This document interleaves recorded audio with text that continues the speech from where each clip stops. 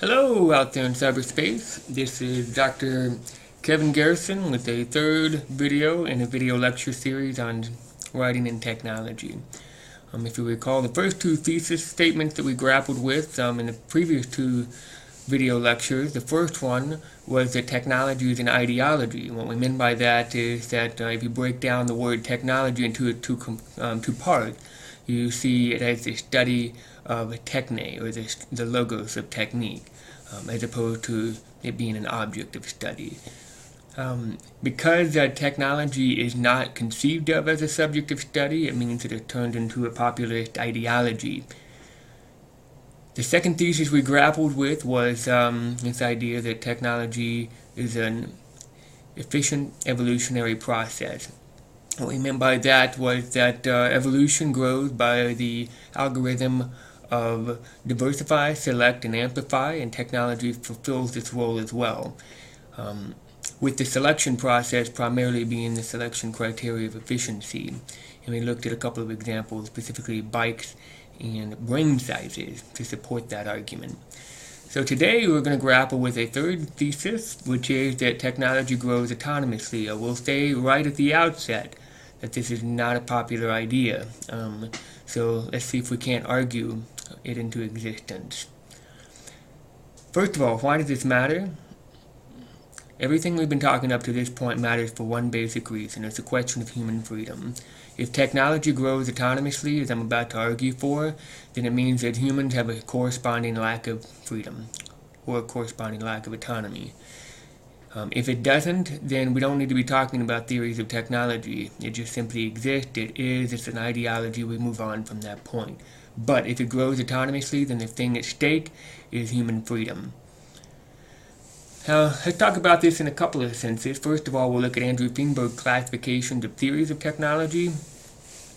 We'll argue for the existence of an autonomous perspective here in a second by looking at several of the theories to support this idea.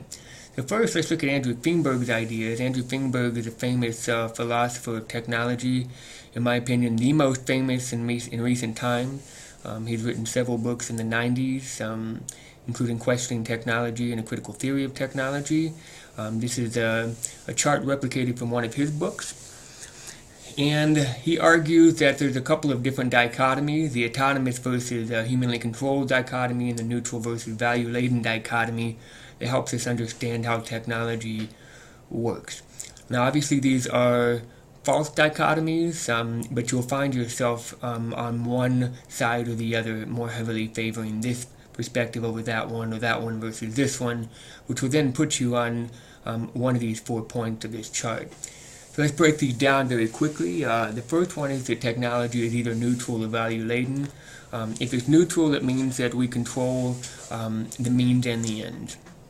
If I'm building a house, I have a specified end, then the means that I choose to build that house don't necessarily have an impact on the outcome.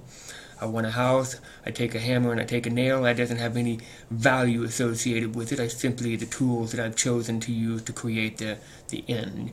If it's value-laden, then it means that technology has a substantive impact on the way that we approach the end. A simple example of this is Marshall McLuhan's famous line that we create our tools and then our tools create us. We saw that in the previous lecture about the brain sizes, that when you adopt a specified technology, for example, fire use, you can't separate that use of fire from the fact that it's going to turn us into humans based on changing the types of foods we eat, which then changes our gut size, which then changes our brain size and creates us into a type of advanced hominid. Another example of this is the classic question of whether or not guns kill people or people kill people. If you have a tendency to say that people kill people and people are in control of their guns, then you would be on the neutral side of technology. If you have a tendency to say that guns kill people, what you're fundamentally arguing is that a gun changes the way that you perceive life. That if I'm looking down the sights at an animal, it changes the way that I perceive that animal, as opposed to if I'm just interacting with it without the presence of a gun. The other perspective is this. The dichotomy is that it's either autonomous or humanly controlled. If you believe that it's autonomous, as I do, then it means that we have very little freedom in the process. If it's humanly controlled, it means that you argue that the average person can have a market impact on the direction of technology. Now, what this means is that it creates 4 different theories of technology. Most of these are radically uninteresting. The first one, for instance, is this idea of determinism, which argues that technology is both neutral, but it's also autonomous. The implication is a sort of positive idea about technology.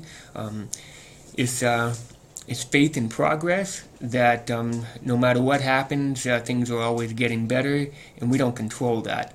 But that's fine. I'm enjoying the ride. So that if I have air conditioning in my house, and I have a lazy-boy recliner to curl up into, and I have my television shows to watch, and my Netflix account to watch those shows, things are always progressing. It's determined. My future, I don't really have any impact or say in it, but hey, it's all good.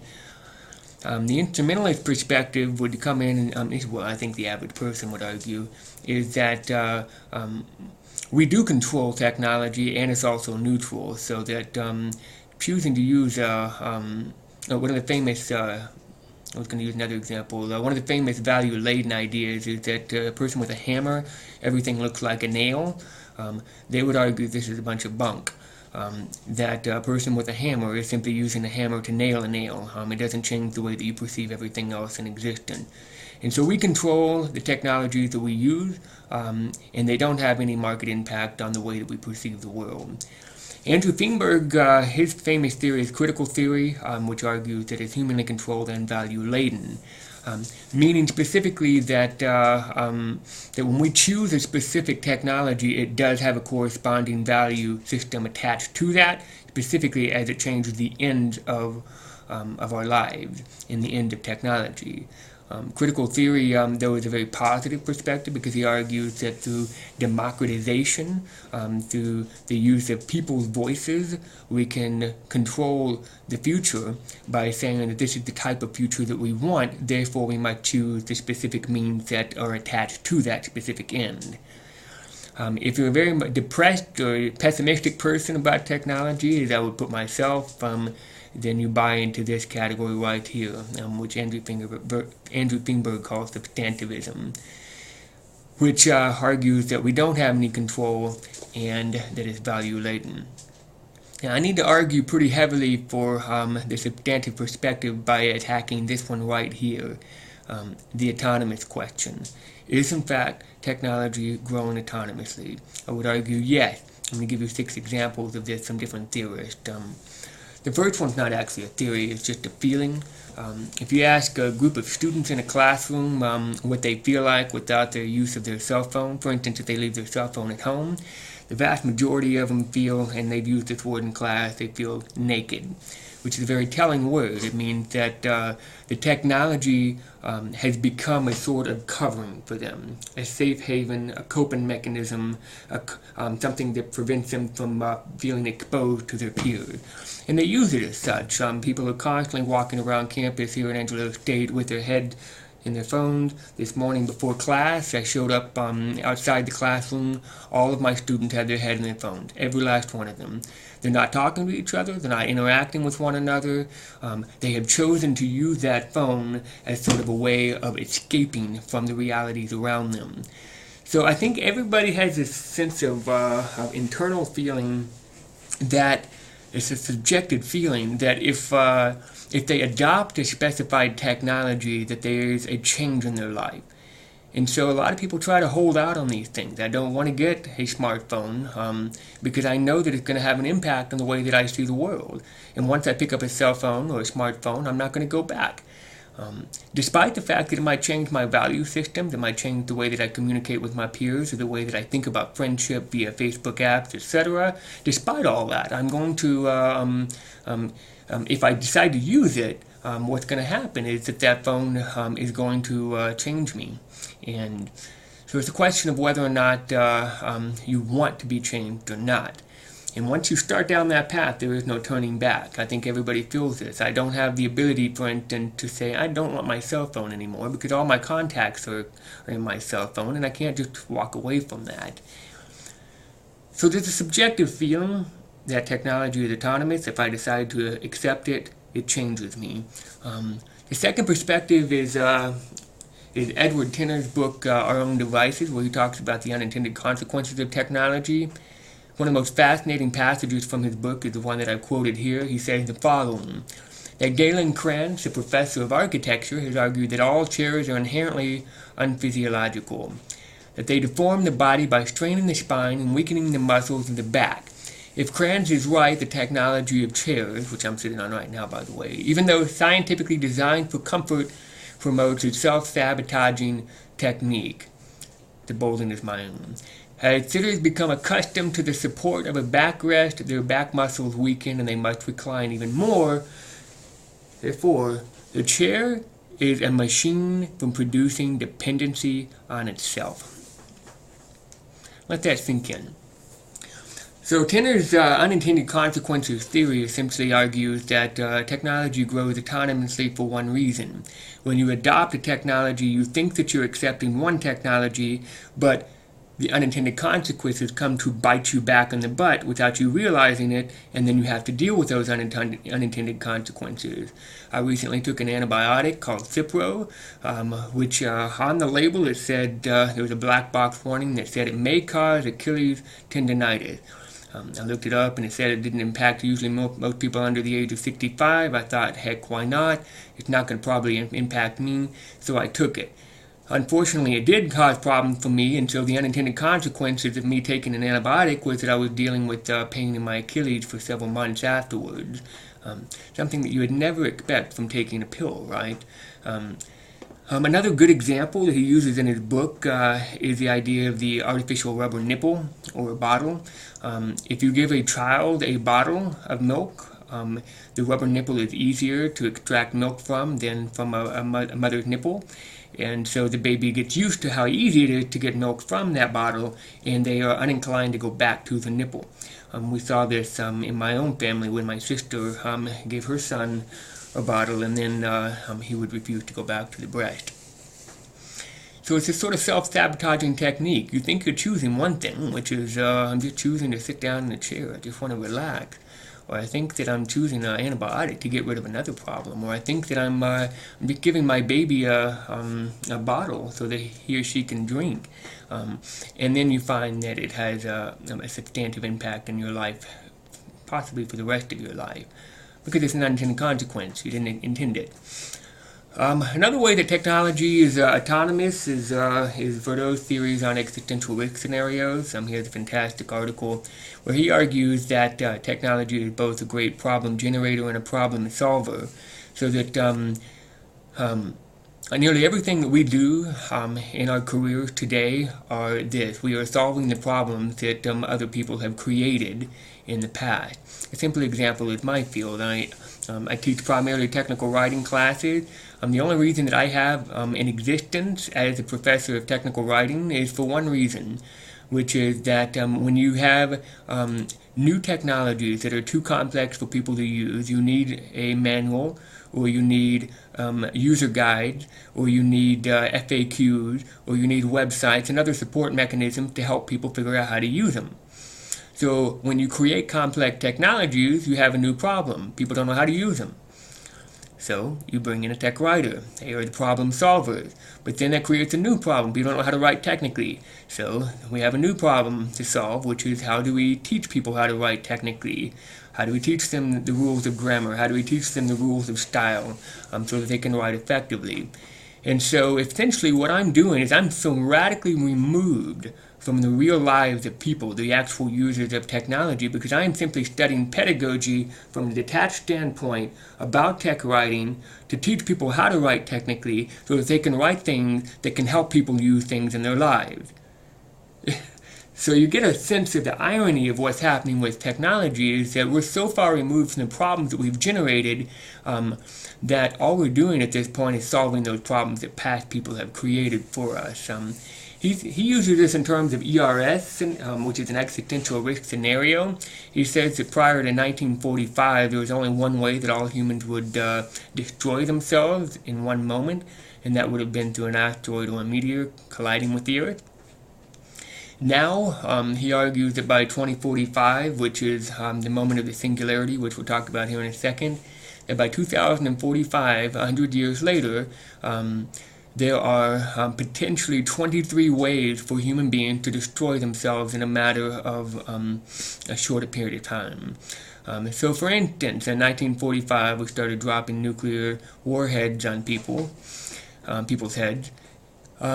We have, I recently read an article about the decline in honeybees and how there's a specific species that has been put on the endangered species list because of the pesticides and chemicals we put in our world. We've seen other existential risk scenarios popping up, such as the potential for artificial intelligence to run amok, or the potential for global warming to kill us, or the potential for pollution to destroy us, etc., etc. There's a number of different ERS scenarios that could, in fact, bring about the downfall of humans. Whereas 100 years ago, or less than 100 years ago, the odds of that happening were very, very small. And so what are we dealing with today is we are creating solution to those problems. So the most of what we were concerned about is how can we solve the problems of the previous generation? How can we solve the problems of pollution? How can we solve the problems of water decline? How can we solve the problem of quality of food production? How can we solve the problem of things like the decline of the honeybee, etc.? He argues that we should rationally capitulate, which I love that phrase. We rationally capitulate. We say that we can't do anything about it and just enter into this cycle, and it becomes a moral imperative. And he says we ought to pursue both world engineering and person engineering technology by fomenting the GNR revolution. The GNR stands for genetics, nanotechnology, and robotics. That is, it appears, our best hope of surviving the future. So in other words, if we want to survive, then the best thing we can do is to continue forward on what he calls the safest unsafe path, that of rationally capitulating and continuing to push for new technologies. So at that point, we no longer have control. Technology is autonomous. We simply buy into this problem-generating and problem-solving cycle, and we are a cog in a machine. Ray Kurzweil has a famous chart in his book, The Singularity is Near, where he argues for sort of autonomous perspectives of technology via exponential growth, and it works like this.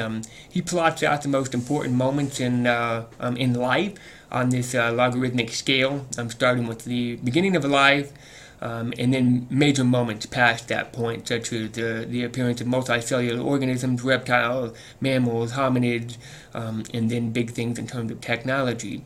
And you'll see that it grows exponentially.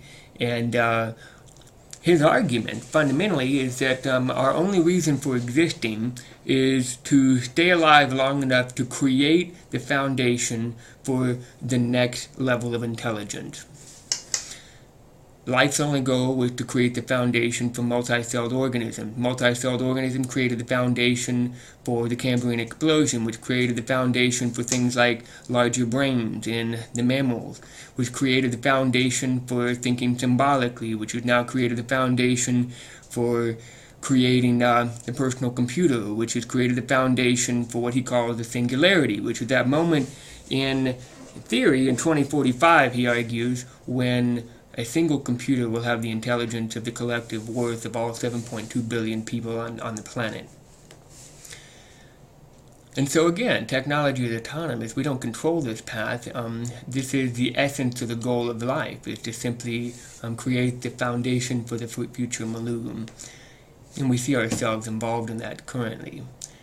The most passionately argued piece about the autonomy of technology is Jacques Ellul's book, The Technological Society, which was originally written in French in the 1950s and then translated at the advice of Aldous Huxley into English in 1964. It's an older book, but it is by far and away the most passionately argued piece for or against what he calls technique. For Jacques Ellul, what he's arguing is that technique is running amok, or is taking over, or it's become determined. And for him, technique is this idea of rationalized efficiency. In other words, every aspect of our lives has to be subjected to that question. How can we make our lives more efficient, and more importantly, how can we do this in a rational sense? So he argues that in the modern world, the most dangerous form of determinism is a technological phenomenon. It's not a question of getting rid of it, but by an act of freedom of transcending it. How is it to be done? I do not yet know. What a great line. He doesn't know how to get around it, but we're supposed to transcend it. Langdon Winter famously commented on Ellul's book and said that Jacques Ellul creates elaborate halls of mirrors that are impossible and deliberately designed for us to not be able to escape from. I'd like to read you a passage from Ellul's book that I think is relatively telling. He says the following. He says that technique has gotten to such a point that it has now become a question of magic and mysticism. He said nothing belongs any longer to the realm of the gods or the supernatural. The individual who lives in the technical milieu knows very well that there is nothing spiritual anywhere. But man cannot live without the sacred. He therefore transfers his sense of the sacred to the very thing which he destroyed his former object, the technique itself. And you can see this in the technologies of the day. When I was a boy, and the Nintendo 64 first came out, I remember putting Mario 64 on for the first time and being absolutely mesmerized at the quote-unquote magic that was in front of me. All of a sudden, I was immersed in a three-dimensional world where I could play in a sandbox-like environment and do whatever I wanted and jump wherever I wanted and kill whomever I wanted, etc. It was a radically impressive moment in my life. I think everybody's gone through this. If you ask my wife's grandfather a few years before he died what the most important technology was in the 20th century, he replied that it was the television. And think about it. How amazing is that? How quote-unquote magical is that? How quote-unquote supernatural is that? To be able to transmit through the airwaves video signals that we can interpret via gravity ray antennas and TVs and display what's happening on the other side of the world in real time. We can display other people's perspectives, other types of reality TV, and we get to immerse ourselves in other ideas, in other times, in other places, in other dramas, in other stories, etc. That's a fairly remarkable thing, and so it comes to the point where even now, when you talk about something like virtual reality systems, people put them on for the first time, and they have remarkable moments, such as them falling over because they're so immersed in it, and they don't realize that they're not actually in that environment. Or people who take it off and they're just awestruck. What the heck did I just go through? And so technique itself becomes the sacred. We can't counter it. We can't argue against it. It has become autonomous. Last but not least, I wanted to give you one final example of how technique is autonomous, and it's Martin Heidegger's work in The Question Concerning Technology. He talks about technology as being the big term standing reserves. So let me read you this quote. He says, "Man in the midst of objectlessness is nothing but the order of the standing reserve. Then he comes to the very brink of a precipitous fall. That is, he comes to the point where he himself will have to be taken as a standing reserve." What does that mean? Standing reserves in Heidegger's sense, and I should clarify real quick that I am not a Heidegger expert. I don't know anybody who is. Heidegger is extremely dense and hard to understand. But what I think that he's saying is that everything in the world of technique and technology has been transformed into this idea of what he calls a standing reserve. Take a tree, for instance. You cannot enjoy a tree just for the sake of having a tree. It always has to have a utilitarian perspective attached to that. So, for instance, I can look at a tree in terms of, can I use it for firewood? Can I use it to create paper?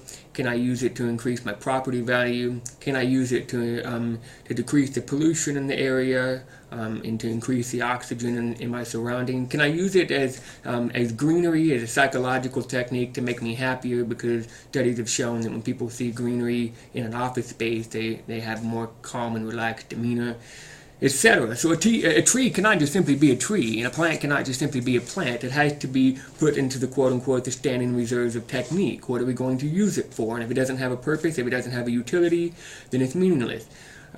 What's most freaky for Heidegger is that humans themselves have been entered into this idea of the standing reserve. We're just a plug-and-play situation. If one person fails to do the job, somebody else comes along and does it for them. If we need to fire somebody, there's 100 more people in line waiting to take that job. If I can't get one student into my class, no worry, there's another one that I can talk to get them into the class itself. So that everybody becomes a question of, everybody themselves becomes a technique, or they become a technology. And so the humans themselves are now no longer the orders of technology. They themselves are themselves technologies. And at that point, we lose all autonomy. So, last but not least, let me sum this up really quickly. I argue that technique is autonomous and that it's value-laden, that it changes the way that we think and it changes the very identity of who we are. And when you combine those two perspectives together, it leads to this very depressing and negative perspective that is that technology is not something that we control, but it's rather something that controls us. And we're going to pick up this thread when we take on this big question of what is writing and see what a substantive perspective brings to the question of writing itself. Thank you for listening. I apologize for the links, and goodbye.